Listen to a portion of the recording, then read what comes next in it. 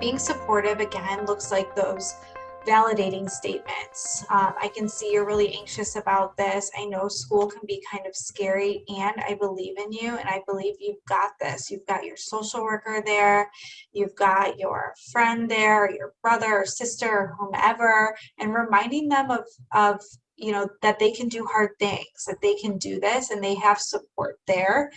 And at the same time, reminding them that there's still that expectation to go to school. So you can be anxious and you can still get to school.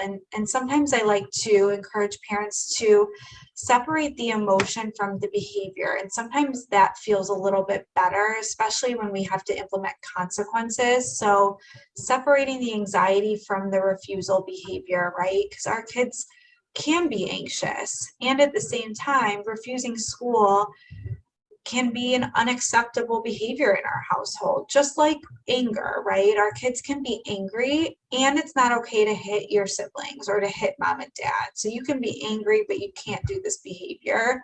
Same thing with school refusal. Like, you can be anxious and in distress, and it's not okay to stay home from school, and you've got all these supports. So, other ways to provide support is, it's always okay to offer little rewards and incentives after the child's made it to school. So we always say after, because we don't want to give them the fun Starbucks drink before school, because then they might still say, and I'm not going. So we want to wait until after to provide that reward and incentive.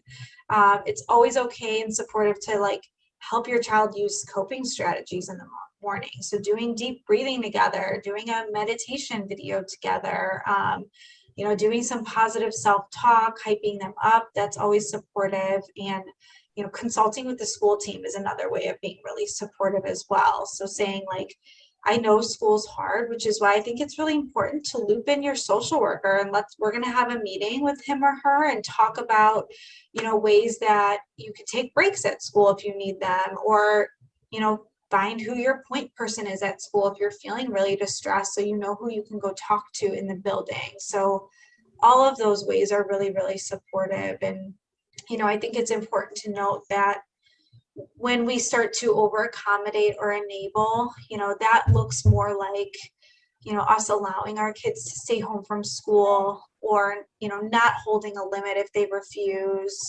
maybe picking them up early or emailing their teachers for them, or, even sometimes doing their homework for them, things like that. We really don't want to do that, because it's just a short-term band-aid for a longer-term problem, right? So in that moment, we might pick them up early and they'll feel better.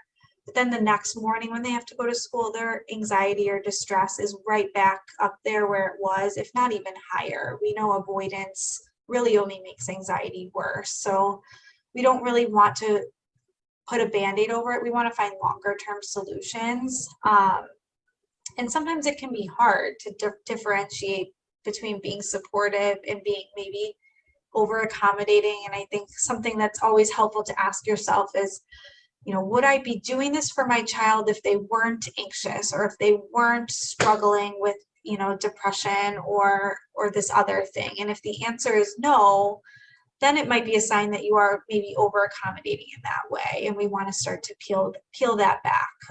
Because we do know that over accommodating it only feeds anxiety and makes it worse.